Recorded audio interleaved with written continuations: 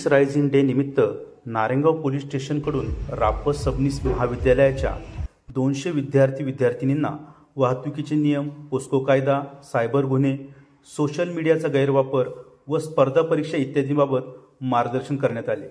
हा कार्यक्रम नारायणगाव पोलीस स्टेशनच्या सभागृहामध्ये आयोजित करण्यात आला होता। यावेळी पोलीस उपनिरीक्षक जयदेव पाटील यांनी विद्यार्थ्यांना पोलिसांप्रती असणारी भीती कमी होण्यासाठी शस्त्रांबद्दल माहिती दिली। त्यामध्ये प्रामुख्याने SLR rifle, INSAS rifle, pistol, gas gun, machine carbine gun इत्यादी हत्यारांविषयी प्राथमिक माहिती देण्यात आली। शालेय जीवनातील विद्यार्थ्यांना अडीअडचणी व सुरक्षा संदर्भातील काही मुद्द्यांवर चर्चा करण्यात आली।